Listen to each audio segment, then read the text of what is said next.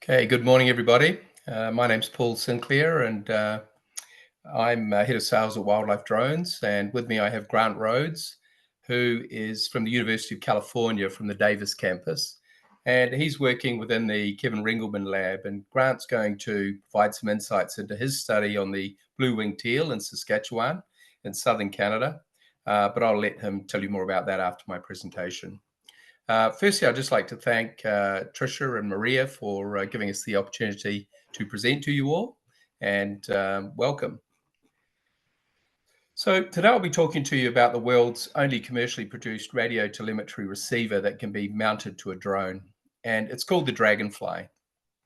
I'll also show you how this is dramatically improving researchers' ability to locate and study a variety of species around the world. I'll also include what you need to do and how you might approach utilizing drones and using our solution in your work. So who are Wildlife Drones? Wildlife Drones was started by Dr. Debbie Saunders, who's not only our CEO and our chief drone pilot, but she's also an active conservation ecologist. And after struggling to track the swift parrot, which is an endangered parrot, and it migrates up and down the east coast of Australia, using a handheld telemetry system, Deb conceived the idea of strapping a radio telemetry receiver to a drone. And this was proven to work in the field. So, recognizing a commercial opportunity, Deb started Wildlife Drones in 2016. After a developmental phase, we developed our first version of the payload to be released into the market in 2021. So we're a relatively young company as far as producing and providing equipment to the market is concerned. We're based in Canberra, which is the capital city in Australia. There are three principal components required for tracking by drone, and the first is, of course, a drone, so there are no surprises there. The second is the drone-mounted receiver with an antenna, and the third component is a base station laptop. So over the last 13 years, we've had 5 different models of our radio telemetry system, culminating in the one on the right by the drone. And it's smarter, lighter, and stronger than previous models. And we've recently christened it the Dragonfly. It's roughly twice the thickness of your cell phone, but otherwise about the same dimensions to give you a sense of scale. And the green arrow on the slide indicates where it's mounted onto the drone. So the antenna points downwards so that it can listen to the tags without interference. Now, not just any drone is suitable. It must emit low VHF noise.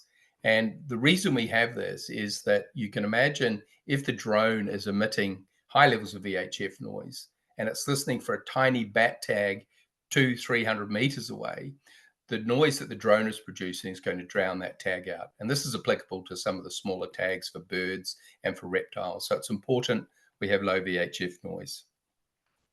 For some of you, it's also going to be important that the drone meets the NDAA and the blue list that is released by the federal government. And these lists of drones and of payloads that have been approved have been determined to meet the stringent requirements for use on federal land. And this is becoming more of a global issue than just located in the US. I believe Canada is following the same set of rules. The drone we recommend at the moment is the FreeFly Systems Astro drone, which is compliant with both of these lists, and it's manufactured in Washington State, and it provides about 25 minutes of flight time. And the third component, being the laptop, you'll use this in the field to present your data, and as Grant will be able to attest, it needs to be ruggedized with a longer battery life and a brighter screen because you're using it outside in the environment. So because you're wanting to receive live data as you fly, the laptop is quite important in being able to provide the imagery in the bright light in the rugged environment. What I want to emphasize here is that while we have advanced the technology, the handheld and drone-based systems are not that dissimilar. And this is despite the handheld system first being developed, can you believe, in the 1950s in the US. So obviously, and you can see in this picture, obviously each requires a tracked animal emitting a VHF tag signal. Each system has a dependency on an antenna being tuned to the frequency to be able to hear the tag. And both systems need to be mobile. And yes, mobility has definitely been upgraded. You no longer have to expose yourself to difficult terrain. And the drone's obviously much faster in this type of environment. Each system delivers the signal it detects to a receiver, which it interprets and delivers to the person tracking the animal as a response. So here, obviously, we vary again in that the handheld system delivers a beep into a headset or out of a microphone, while the Dragonfly delivers a location on a map on the laptop screen. So one tells you have a signal via sound and the other is by sight.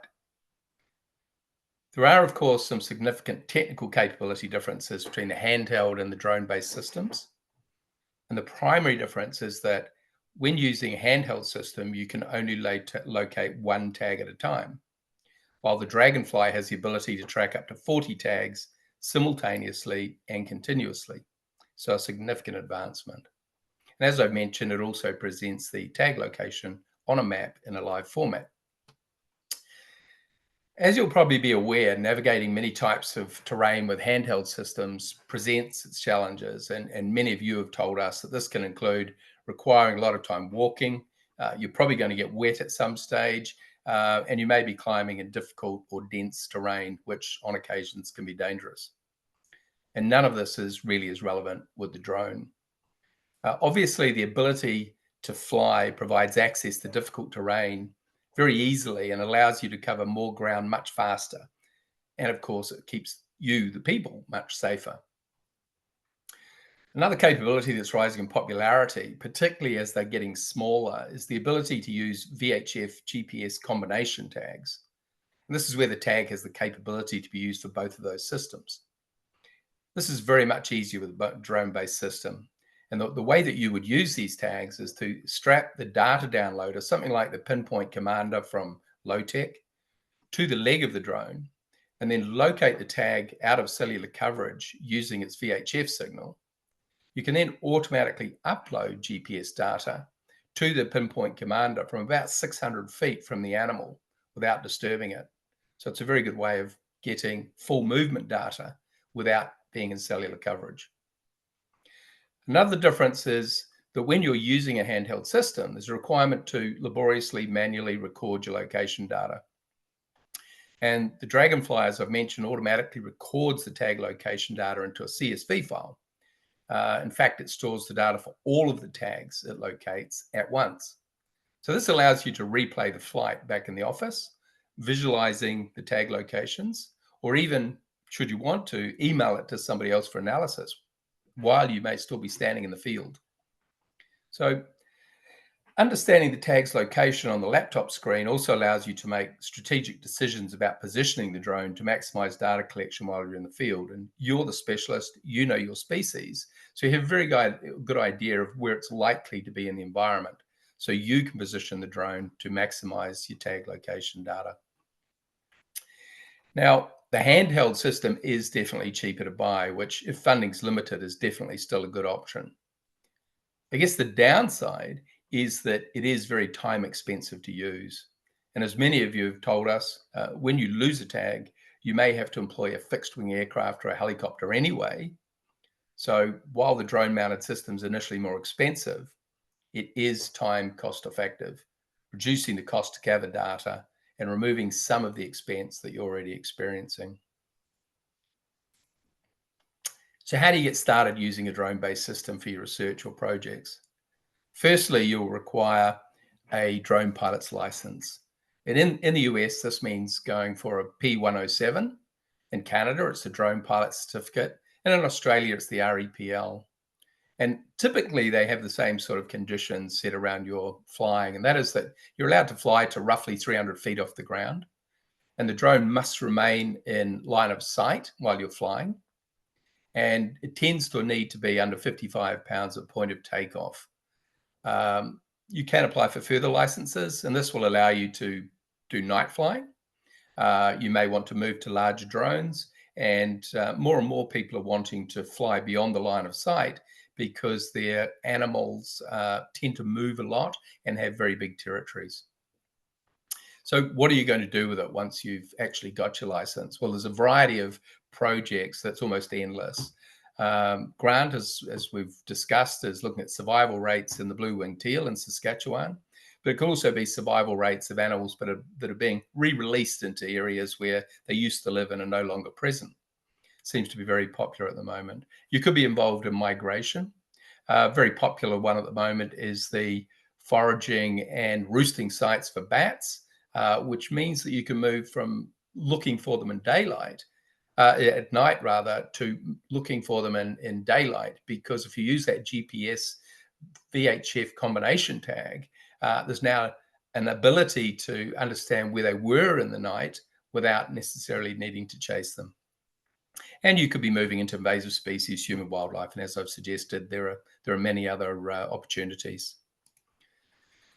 Now I have a question for you, and can I ask you to please answer in the webinar chat and tell us how many tags you would locate on a typical day of tracking with a handheld system, and how many people it would take to do this. And please just type your answer into the webinar chat with the format we've provided. As an example, 2 tags, 2 people. Thanks for that. If you're looking at the photos here, I have included the top one because I was at a conference where someone told me that after working with the Dragonfly for a while, going back to a handheld system was like being blindfolded in the environment. So a bit of cheap humor. So if you start to explore the Dragonfly option, to determine the best setup for you, for your specific environment and species, we highly recommend that you seek advice about what you need to buy to make sure that it's going to be appropriate for your specific requirements. And typically, when we meet with you, we want to learn about your project and what you're trying to achieve. And what we find is that most people want to learn more about the capability of Dragonfly, and they want a quote. So we discuss the topics listed here to determine what will be the best fit for you. And once you have your Dragonfly and drone, we don't just abandon you to your own devices. We understand this is new technology. And so we provide training before you head into the field. And this will include not just the setup of the system, but also some ideas around how to get the best from your equipment. It's in our interest to ensure that you get benefit. As we operate as a subscription model, you can also come back for further training. You can pick up standard software updates and, of course, get general support at any stage. So part of the training we provide will include maximizing tag detection. And here I'll quickly show you a couple of examples of different flying techniques to maximize tag detection. And what you can see in this slide is what we call a scouting flight, sorry. And the view you're looking at is the base station laptop as you would see it in the field. So as you can see by the little green dots down the left-hand side, the Dragonfly has actually located some tags. So it's presenting the data in a live format on the screen while the pilot's flying. And this, you essentially just launch the drone and send it out in a large circle. And the reason you do the scouting flight is to save time understanding which tags are around, but also power is precious in a drone because you only get 20, 25 minutes flight time. You want to use your power as best you can. As I've mentioned, while the Dragonfly is in the air, it automatically records tag location data for all of your tags into a CSV file. So as I've also mentioned, gone are the days of having to record it manually. And Grant can probably attest to the benefits of that a little later. So as I've said, the green dots you can see on the flight path indicate we've located some tag signals. In the results filter on the right-hand side, you can see a strength slider. And by moving the strength slider to the right, we can progressively remove the weaker tag signals. So this isolates and leaves the remaining stronger signals, which provide the position the Dragonfly was in when it was closest to the tag. So in this instance, we can see we've located 2 different koalas at different ends of the scouting flight, one up here and one at the bottom. In our second flight example, we've got a very different flight profile. And this site is a dense and steep eucalypt forest in northern New South Wales in Australia. And in their hunt for some koalas, the pilot's chosen to fly all of the ridges in the forest. And that's why the flight looks so convoluted. He's following the contours. This increases the area within the line of sight of the drone, and it removes the ridge as an obstruction and reduces signal bounds while maximizing tag detection. And it does this by looking down into two valleys at once, either side of a ridge. As with a handheld system, our antenna has a stronger and a weaker end, and hopefully you can see a little white pin coming off each of the green dots. And this shows the strongest direction of the antenna. So by flying this type of convoluted flight path following the ridges, the pilots pointed the antenna in every direction multiple times during the flight to again maximize tag detection. And as you can see, again, we've got too much data to determine the location of any animals. So again, we've selected to use the strength slider, and we've reduced the amount of information on the screen. But here you can see down the right-hand side that we've selected to only look at the 4 tags. And as these tags are all identical koala tags, they're emitting the same strength of signal. So as I say, having manipulated the strength slider, we've isolated the single strongest signal of each tag and identified the position of 4 different koalas. As you may have read, this flight was 20 minutes long and the filtering took only a couple of minutes. So in something like 25 minutes, we've covered approximately a square mile, and we've flown roughly 9 miles and located 4 different animals. So I challenge you to do this using a handheld telemetry system, particularly in a dense and steep forest landscape such as this. What we're showing in this slide is one of the principal advantages a drone-based system has brought to radio telemetry tracking. And you can see here the habitat of the orange-bellied parrot, which lives literally on the eastern coast of Australia. This is the Tasman Sea. Whoopsie daisy. Sorry. This is the Tasman Sea on the right-hand side. And in the top photo, researchers had very limited access. So they're only able to track 161 acres using the handheld telemetry system. But by using the drone, we could cover 9 times the area by sending the drone out over the inaccessible terrain, including the water, to the coastal islands in the same time frame as it took to track the same 161 acres in the top photo.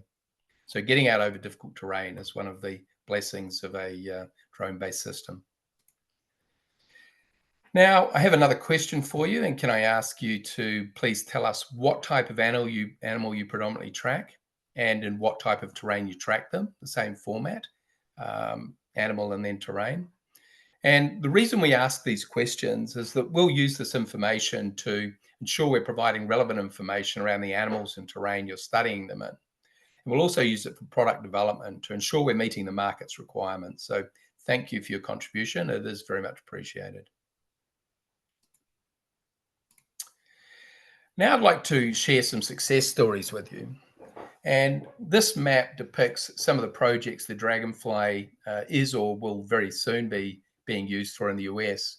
So while Grant will talk to you shortly about the success he's having in Canada with the blue-winged teal in the potholes region in Saskatchewan, bats are actually our biggest market sector in the US, with 5 states represented here, which is exciting. And I'm going to just deviate from my script to congratulate Mandy and Aaron of the United Tribes Tech College in Bismarck, North Dakota. So I hope you're here. And the reason I'm congratulating them is we sending them their unit this morning. So I've rapidly added a new arrow to the map last night, and have fun, Mandy and Aaron. So bats are big, but we also have a number of dragonflies helping to locate grouse and quail, with the latest unit going to the Rolling Plains Quail Research Ranch in Texas, which some of you may have heard of or know. And as a couple of days ago, we also had 3 units being used to study the Burmese python in the Florida Everglades. And researchers there are hoping to control python numbers and eventually, hopefully, eliminate them as an invasive species. New areas of inquiry are from things like monitoring invasive swine. I'll talk about this shortly. We're looking at reducing human-wildlife conflict with wolves and bears in the US. And further out across the world, we're looking at tracking fish in the Amazon, lions, cheetahs, and wild dogs in Africa, elephants and tigers in India, where unfortunately I heard an unfortunate story where a bull elephant has actually killed 13 people trying to get food out of a village. And so they're hoping to set up an early warning system by understanding where the bull elephant is. Hopefully soon we'll also be helping with human-wildlife conflict with black bears in Korea. So we will be widely represented around the world, and that's pretty exciting. Now I'll introduce you to some specific case studies. And in this first one, with work conducted by the USDA in Colorado, they've told us they've managed to track invasive and native species in the form of feral swine, raccoons, and opossums. And they've tracked 15 animals at once, which was exciting for them. And because they could lift the receiver to height, increasing the line of sight, they've even found animals that they'd been unable to track from the ground. And as you can imagine, feral swine like to be in wallows, which tend to be underground level. Pardon me. And the opossums and raccoons tend to be in trees and hollows and the like, making them difficult to track from the ground. In our next case study in the US, a friend of mine, Assistant Professor Joe Johnson, and his team from University of Cincinnati are actually tracking the little brown bat. And Joe's been using the Dragonfly for 2 seasons now. And he and his team report significant advantages of using the drone system. And these include tracking and receiving data from multiple bats, which they've been able to receive and evaluate in near real time in the field. They've found that they can access steep terrain with ease, and they've been able to cover more terrain without needing to relocate frequently, so saving a lot of time. And the photo in the bottom left is of Matt Elsley, a consultant in Australia, who's also working with bats. And Matt used the VHF GPS combination tags, and he was able to download the GPS data from a couple of 100 meters away, 600 odd feet, outside of cellular coverage. And he was able to understand both the alternative roosting sites the bats had been using, even though he found them in a different site, but also where they were foraging during the night. And he was able to do all of this without having to chase them in the dark, which a lot of bat people have told us is a significant advantage. This ability to access difficult terrain is typified in this example. And again, we're in the US with Copperhead Consulting, who are based in Paint Lick in Kentucky. And they use the Dragonfly in a fixed-wing aircraft instead of a drone. Now, this has allowed the Dragonfly to search for tags from a much greater height than either handheld systems or the drone, which has enabled Copperhead to not only search for all of their bat tags at once, but by maximizing tag detection, they've actually located missing tags. And this is a common outcome, is that people are able to find tags that they're unable to find on the ground. They've overcome the tricky terrain of the woodland forests, which you can see in the photo, and they've cut down dramatically on aircraft use and other associated costs. And we hear this a lot too, is costs do drop. So it offsets the initial cost of purchasing the system. The same can be said for the ground-based systems with the Dragonfly. It increases the amount of data you gather while actually reducing the amount of time that you spend out in the field doing your tracking. So it reduces the cost of labor. And oopsie daisy. This also allows for people to be reassigned to other parts of the project because they're not spending laborious amounts of time out in the field. In this last case study, we jump back across the Pacific to Australia, where the National Parks Association and the state of ACT were tracking the Rosenberg's goanna, or the monitor lizard. It can grow up to 8 feet long, and it climbs trees regularly and is very fast on the ground. So when searching for the goanna while using traditionally systems, it was taking National Park staff 2 days to locate them. Fortunately, we were able to find them in just 45 minutes. And happily, and this applies to the pangolin you can see here, which we tracked for Save Vietnam's Wildlife in Vietnam. We were also able to locate both of these species tags while they were underground in their burrows. In this case study, the national parks also used the GPS VHF combination tags, so they were able to upload the lizard's travel data without needing to actually disturb the animals. Now, if you like what you've seen and wish to learn more, please open your phone camera and you can pick up the QR code below and book some time to catch up with us. We'd love to hear about your projects, and we're more than happy to spend some time walking you through our solution.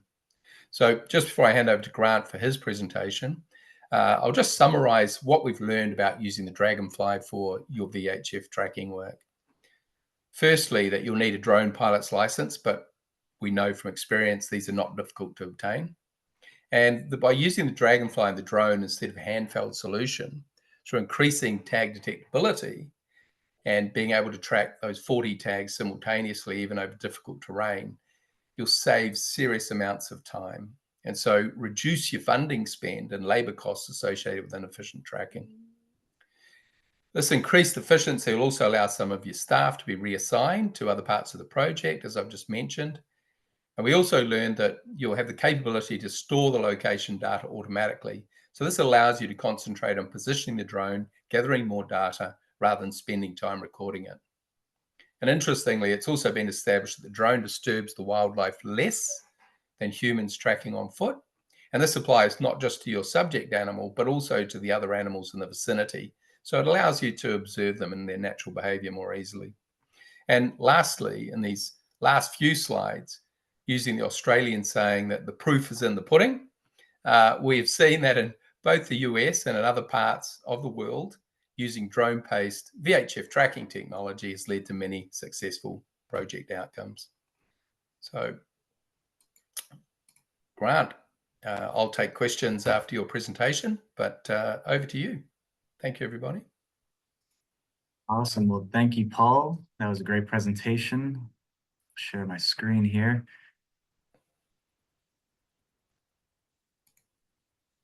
All right. Can you see my title slide or my presentation notes? Yes, thank you.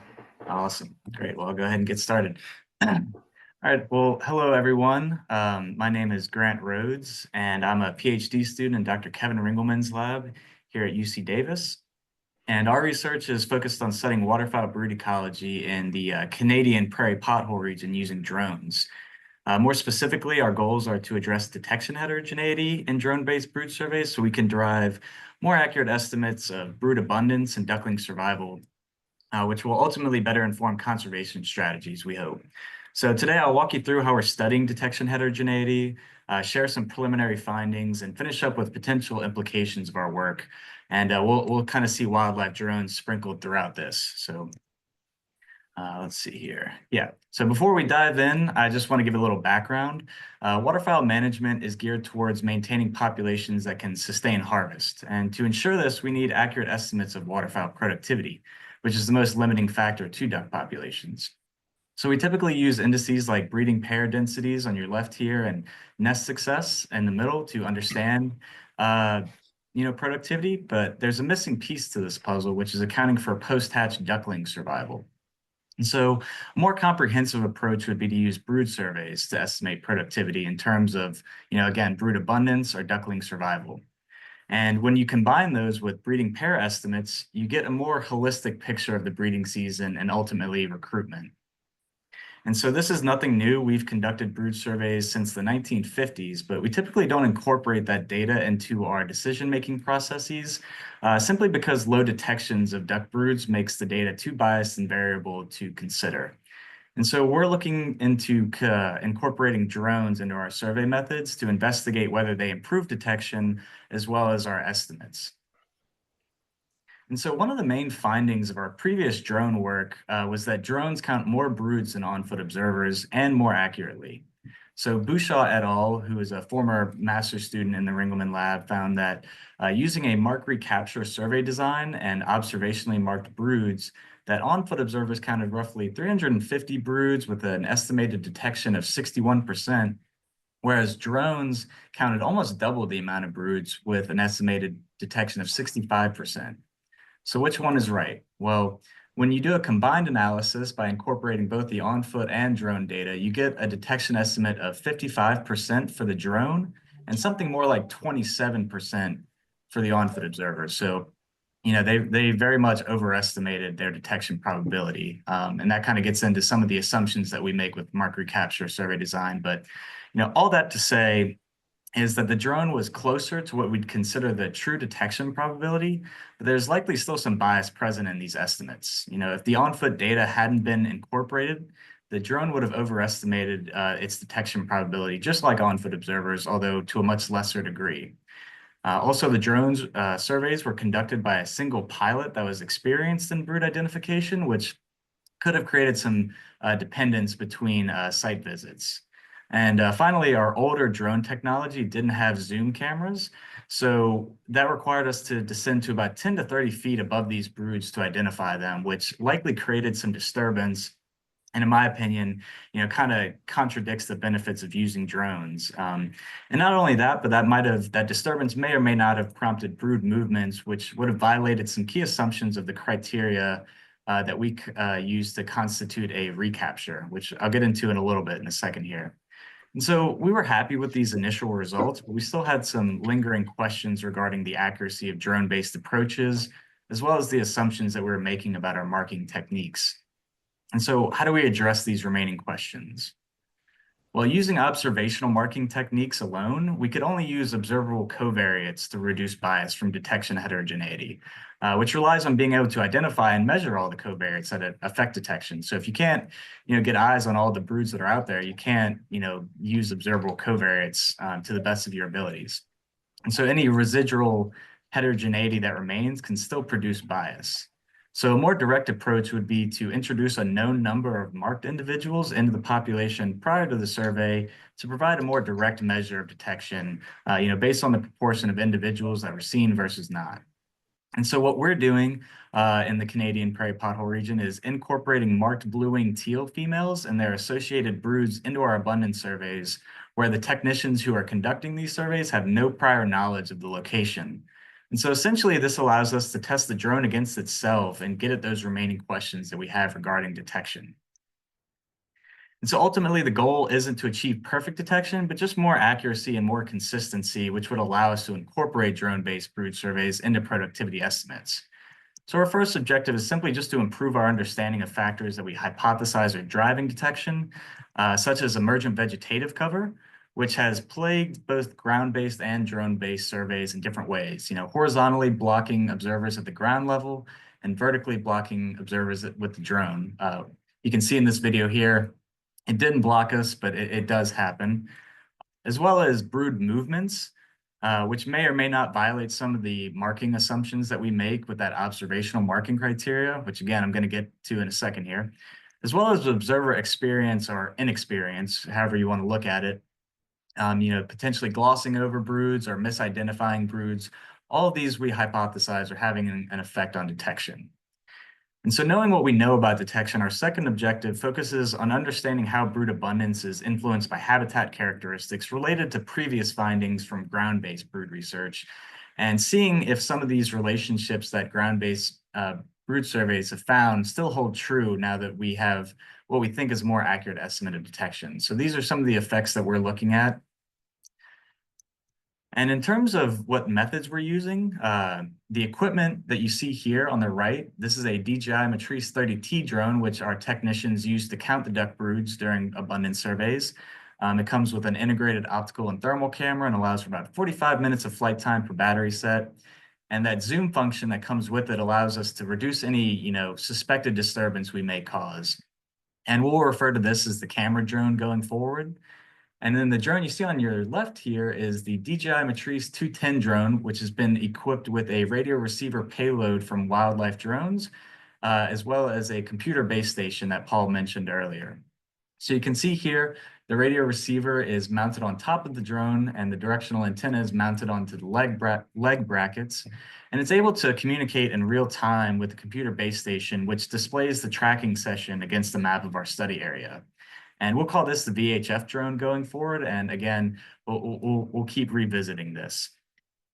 So in terms of marking techniques, we use two approaches. On the left-hand side here, you see this is our observational marking technique, where we consider the brood marked based on a criteria of species, brood size, age class, and the wetland it was located on.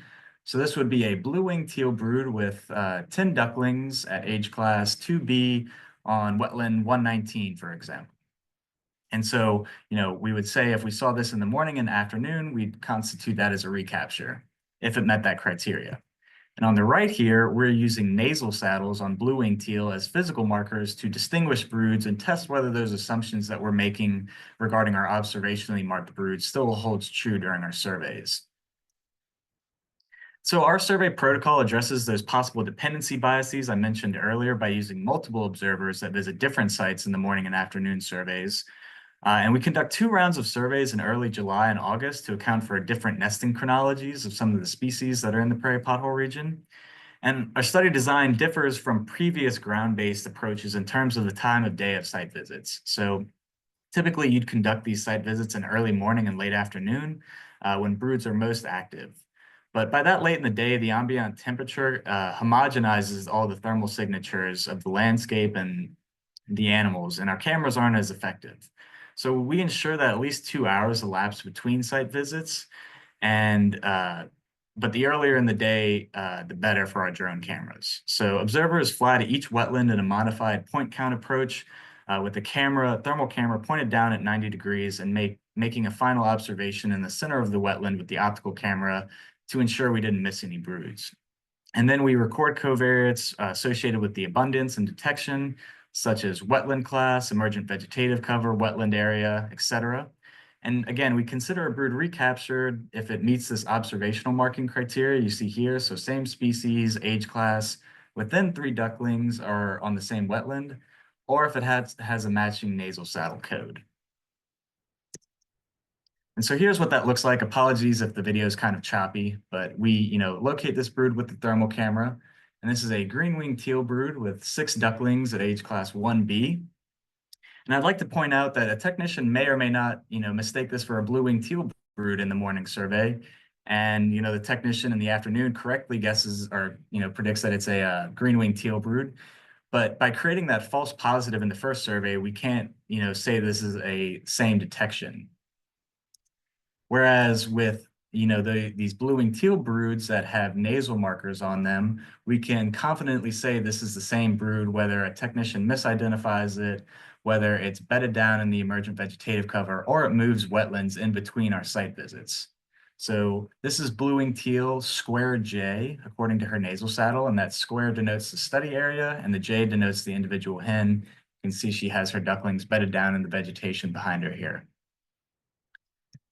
And so these are just some raw species counts over the past 2 years, corrected for observations seen during both occasions. And this includes age classes 1, 2, and 3 ducklings. And again, we record all the species that we see, lots of dabblers, mainly blue-winged teal, gadwall, shovelers, mallards, etc. And I just wanted to show this is what, some of this, we count a lot of duck broods out there with the drone. But I really don't want to say too much about the relationships we're seeing here between these 2 years because we still have a couple more field seasons to go. But what's more important is this table here, which shows encounter histories of the known broods that had the possibility of being encountered during these abundance surveys. So looking on your left here at the capture history, 1-0s were seen in the morning, but not in the afternoon. 0-1s were seen in the afternoon, but not the morning.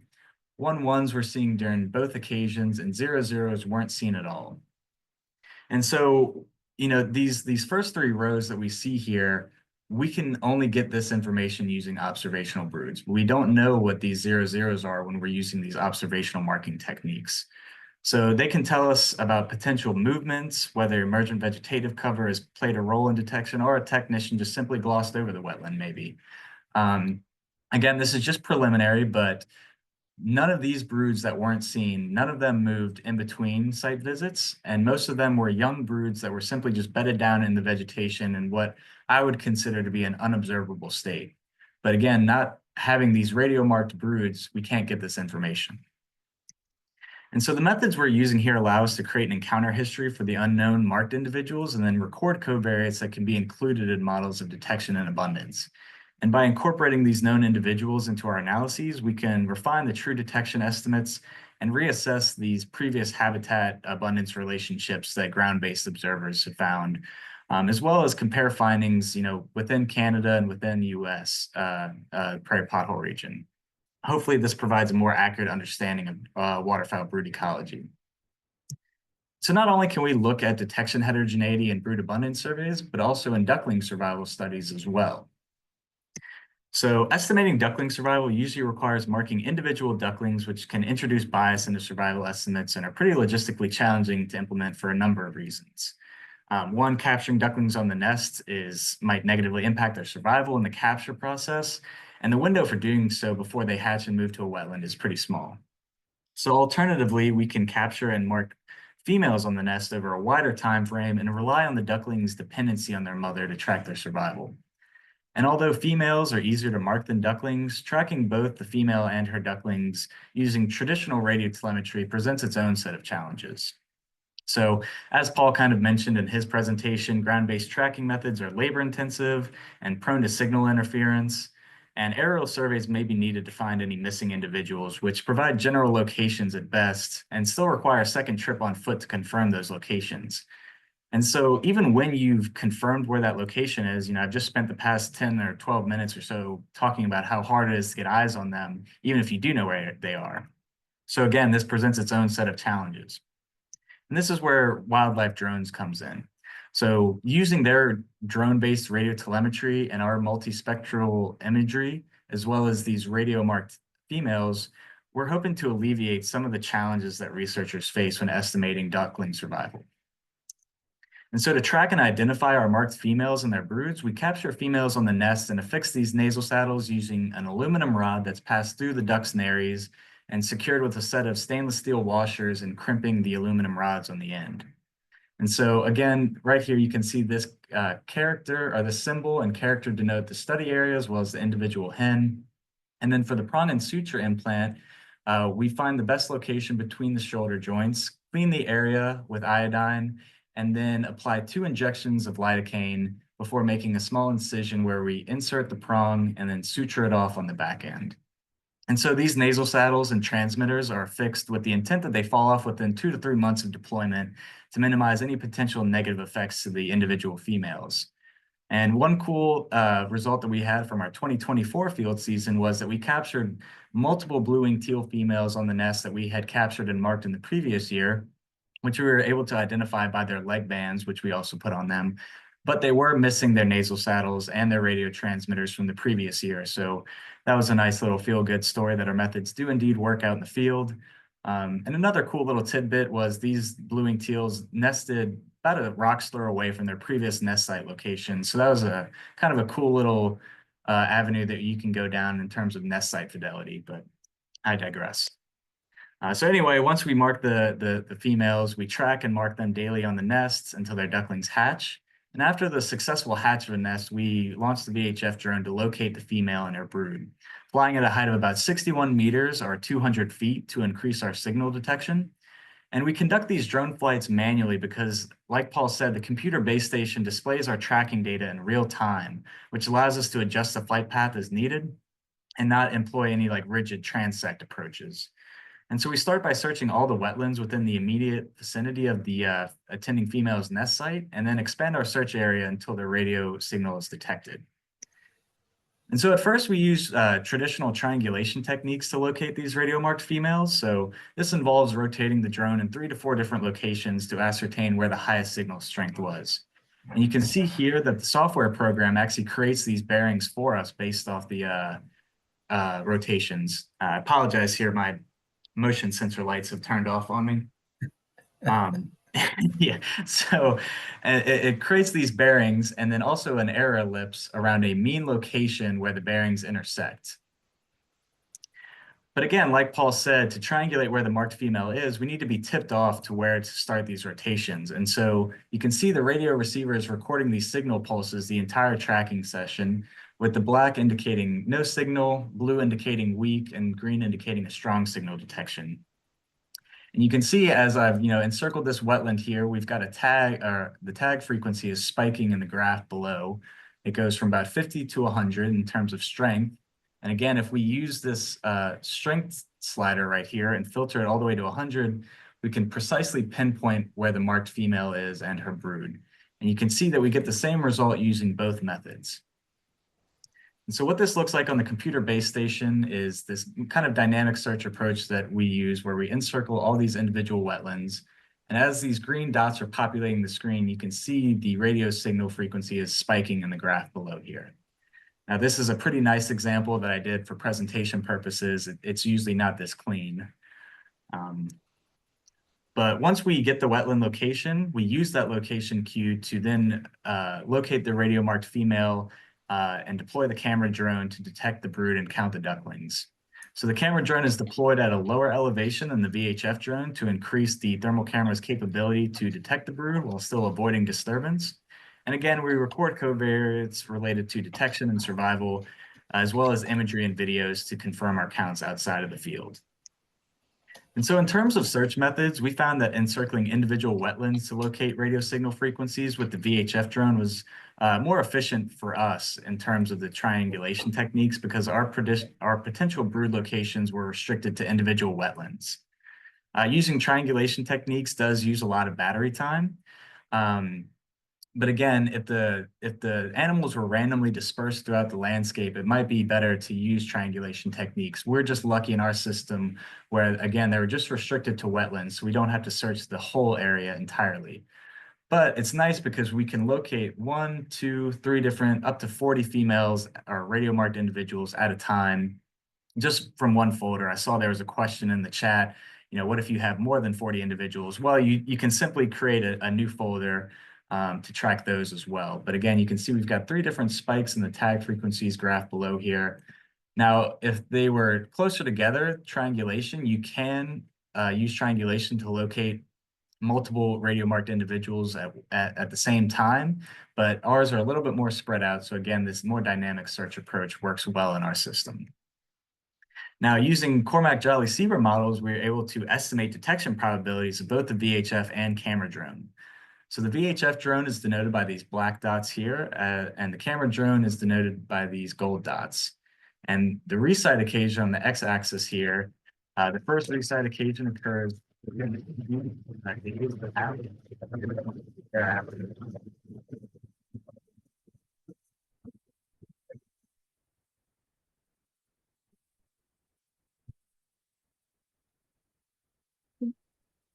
Grant, I think we lost your sound.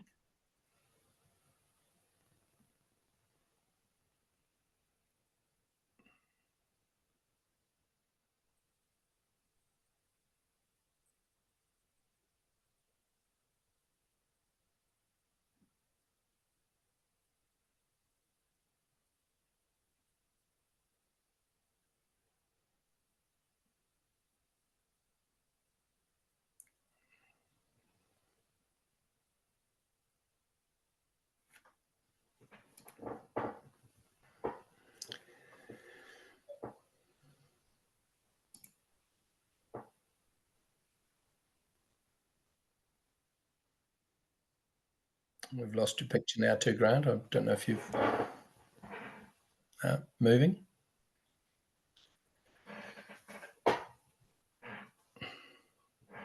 Okay, so while Grant's coming back in, Grant, just talk over the top of me if you get your sound back. But what I might do is start answering 1 or 2 questions while Grant's working on his technology. So the first question we have here is from Julian, which is about having more than 40 tagged animals. And Grant did mention that you can have a number of different tag files. And unfortunately, a 20-minute slot doesn't give me an opportunity to talk about everything we can do. But while we can search for 40 tags at once simultaneously, you actually have the ability to swap that tag file out while the drone is in flight.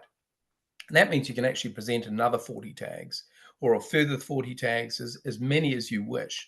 And there's a number of good reasons for doing this. One is that it doesn't limit you to 40 tags, but it also means that if you start and stop recording between each tag file that you launch, you can actually have different sets of animals, and they may be from a different location. There may be a different species in the same location, or there may be a family group that you want to collect data for specifically without having interference from other animals. So it certainly has that option to have a limitless number of tags being recorded.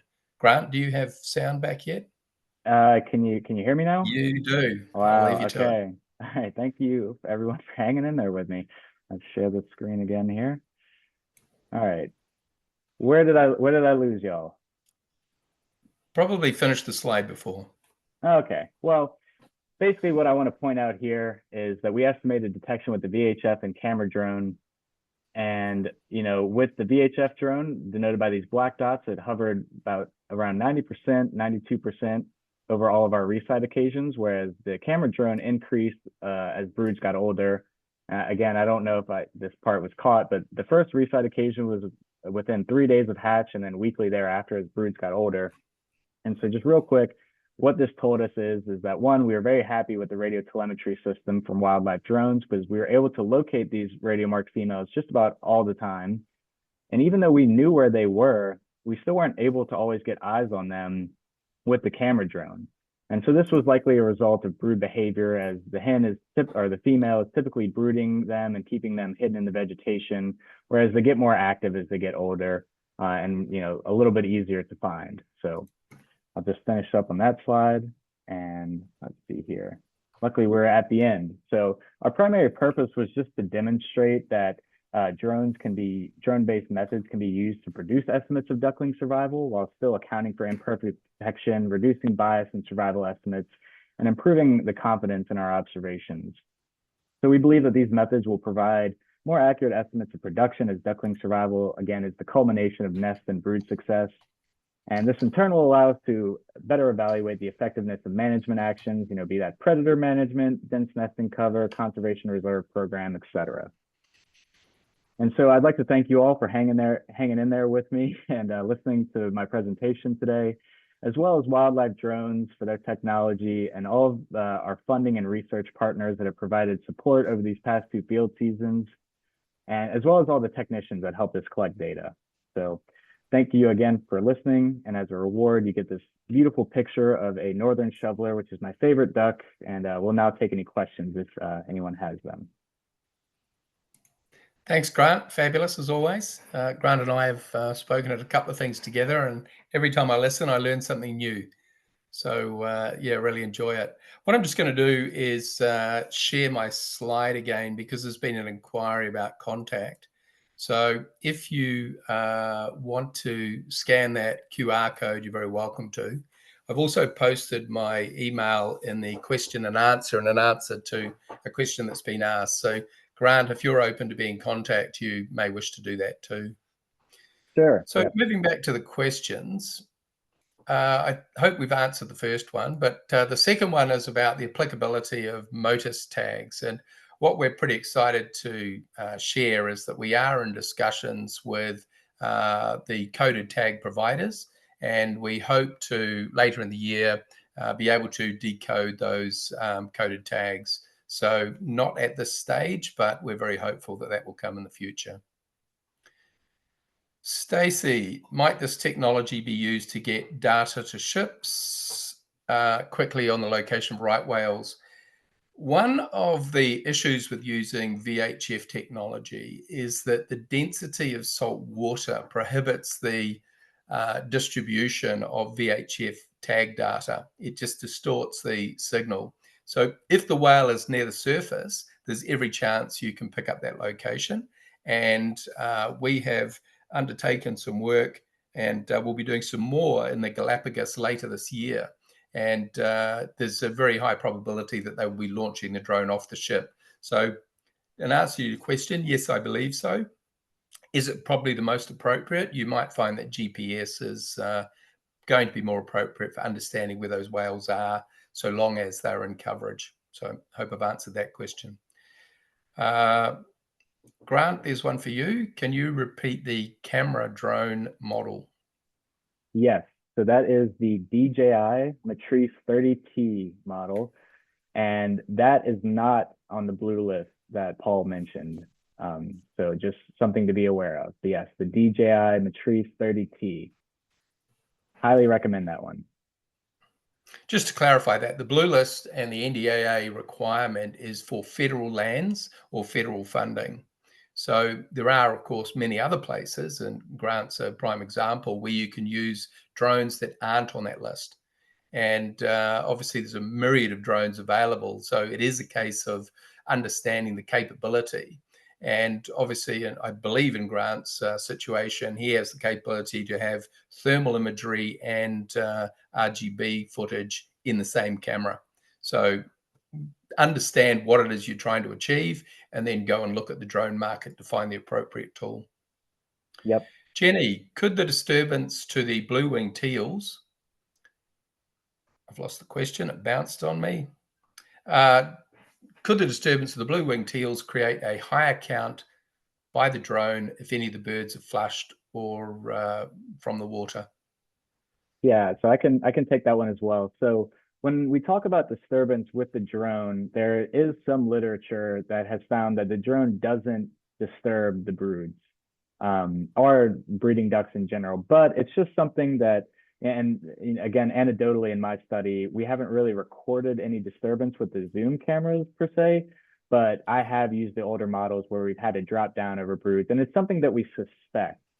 Now, again, in those that marked brood table, I said, none of these broods did move in between wetlands. So we haven't seen any disturbance, but it's just something that I like people to think about at least. But it is possible that if you flush them, they could, swim out into the open water, and that could, again, have an effect on what we were counting as well as detection. But if you're walking up as an on-foot observer as well, you're most certainly going to flush them out of the vegetation and create disturbance. Right, the next one is from Julian. Does the system record beats per minute of the specific VHF signal? For example, if we're doing survival monitoring and need to detect mortality versus live signal. So I've changed the slide, and I hope you can see it, but in the bottom left-hand corner, you can see a key where there's a black dot saying no signal. 2 to 19 is a blue pulses per minute, and that tends to be, as Grant's indicated, a really weak signal, or it could even be interference from a water pump or something like that. And with the parts per minute, the pulses per minute slider on the right-hand side, you can actually adjust and remove those if you want to filter them out. The 20 to 70 pulses per minute are the ideal signals, but as Julian's indicated, you can get some tags that can be modified through programming so that when the animal doesn't move for something like 8 or 12 or 24 hours, the pulse rate increases. And this shows you that the tag has entered what we call a mortality phase. And if you look at our key, you can see there's a red dot for 71 to 100 pulses per minute. So in our system, it will actually indicate that there hasn't been that movement for that period by replacing the dot with a red dot. So yes, it does work. And you ask, why is this important? Well, tags aren't cheap. So firstly, you can locate your tag and reutilize it. But secondly, it gives you that opportunity to understand why that animal might have died by being able to find it. So I hope that answers that question. Landing, I'm really interested in this revolutionary non-invasive way of tracking wildlife. So I wanted to know if you offer complete training courses. We don't offer training courses. We do offer courses in, or if you to purchase the Dragonfly, we do give you 2 to 3 hours of training on how to set it up and some of the rudimentary things that I showed you there about maximizing the opportunity. I would suggest that there's an awful lot more, and Grant may like to share this either online or offline, about how you could become familiar with using the technology in your specific species. Grant, do you have anything to add to that? No, other than that, I'd be happy to share my email. I can share my screen again at the end, and if someone would like to reach out with how we use the system and everything, I'd be happy to share any insights and what we've learned using it. Cool. I'll jump back up to Xavier's question. Are there examples of deployment of drones in the detection of nests for burrow nesting species like African penguins or other colonial birds? Not that I'm aware of. There has been some work by somebody that operates a similar system to ours with penguins in New Zealand, but I'm unfamiliar with the results. We have, as I've indicated, located both goanna and the pangolin underground in burrows. And as you can imagine, they're a lot deeper underground than you're probably going to find a penguin or something like that would be burrowing, but I'm not a specialist. So the answer is probably, but I can't provide specific examples, I'm afraid. Kayla, Grant, did you have a comment? Yeah, I was just going to say, there are studies that have used drones to detect colonial nesting penguins. Burrow nesting ones, I'm unsure, but again, like Paul said, it is possible. So that would be an interesting area of research. But they have used drones to count, nesting colonies before. Great. Grant, there's one for you. How close to the ducks can you get before you notice disturbance? Do they have any reaction to the sound of the drone approaching from Kayla? Again, if I knew the literature right off the top of my head, I would, be more than happy to share. But we anecdotally, we don't, we tell our technicians, we have a certain flight speed. We're trying to approach like, somewhere, under 10 miles an hour.